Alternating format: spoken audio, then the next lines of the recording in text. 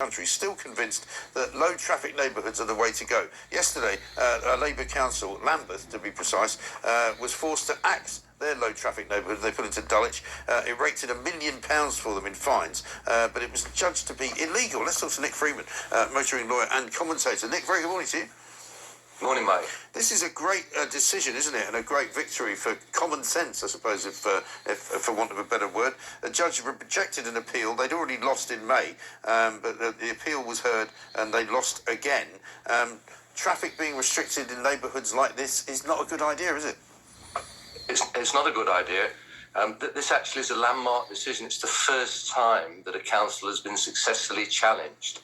Rather than revoking it, the judge actually has quashed it, which means he's taken it down. And of course, as a consequence, the reason he's done that is because Dulwich, their action group, prepared a 53-page document. There was 67.5% of the people who opposed it. And Lambeth Council basically ignored all the representations that were made. So they had their own agenda, which is what many people suspect councils do. They went ahead and obviously it was subject to legal challenge, and as you rightly said, it's been quashed. That's the end of it. But of course, there are huge consequences. Consequence number one, obviously, is the money that was spent setting it up has been completely wasted. They've raised over £1,080,000 in fines, which now must be returned. And then you've got to consider the businesses that have actually gone under as a consequence of these LTNs and experimental traffic orders. And of course, in my view, the businesses may well have a civil action against Lambeth Council. And it goes further than that, because if the councillors, the particular councillors concerned, have been shown to just completely disregard willfully their duty, their public duty, there may be something for the police to investigate, misfeasance in public office. Yes. I'm not saying that anyone is guilty. It's a civil offence. It's a tort. But in my view, the relevant people concerned should certainly take legal advice, number one, in connection with suing any civil actions against the council and nominating the councillors concerned, and also asking the police to investigate whether or not there is an action for misfeasance in public office. Because this creates a precedent, and this is a warning, a red letter warning to councils throughout the country. You cannot pursue your own agenda without proper consultation and taking into account the wishes of those who you represent. Yeah. So this, as I say, is a landmark case with huge ramifications and consequences. Particularly affecting local neighbourhoods as they do. I mean, I was victim. I almost got in touch with you actually about it, Nick, but I decided in the end just to pay up, which is what I've done.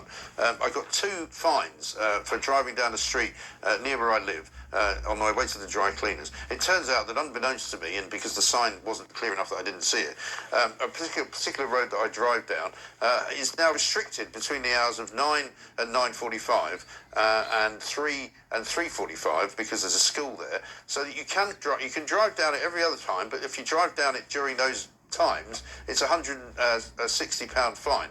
And I got 2 of them in the same week because I wasn't aware that there was even a new rule, you know.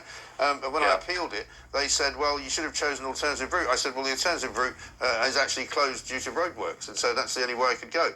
And they still didn't allow the appeal, so I've had to pay the 80 quid, so it's 160 quid down to me. But this kind of arbitrary change of the way, the rules of the road seems to me to be completely outrageous. Well, in my view, I'm going to say it's an anti-motoring lobby. That they want to get cars off the road. They want to get cars in other areas. If you look at this 53-page report, what Dulwich said was, look, we're happy to sit down and have a proper consultation, but what you're doing is moving congestion and pollution to different areas. You're not solving the problem, you're kicking the can down the road, which really is probably a matter of common sense and applies in most cases. And they didn't want to hear that for reasons I'm not familiar with. Right. And they continue, don't they, to try and use what I would call spurious scientific data, which suggests that the air is somehow cleaner because they've moved the traffic a couple of blocks away. And clearly, you know, the air is the air. You know, it can't be any dirtier 2 blocks away just because, you know, that's where the traffic is, and now where you are is clean. The air travels. Yeah, you're absolutely right, but it's not achieving anything, is it, to say, right, I'm going to make it temporarily cleaner on my street, Yeah. and the adjacent street's going to be more polluted than it was before. And that's exactly what this report illustrated. But the council just completely ignored it. And I think they're going to have huge problems now. The problem, of course, is who is it who pays at the end of the day? It's the taxpayer. And that's why I'm suggesting that if there are any civil actions, the relevant councillors are individually named and involved in the action, because that will serve as a huge deterrent to would-be people, would-be councillors pursuing their own agenda, to make them sit up and think, actually, do I want this aggravation, or am I actually going to do this properly, fairly, in compliance with what my legal requirements are? Yeah.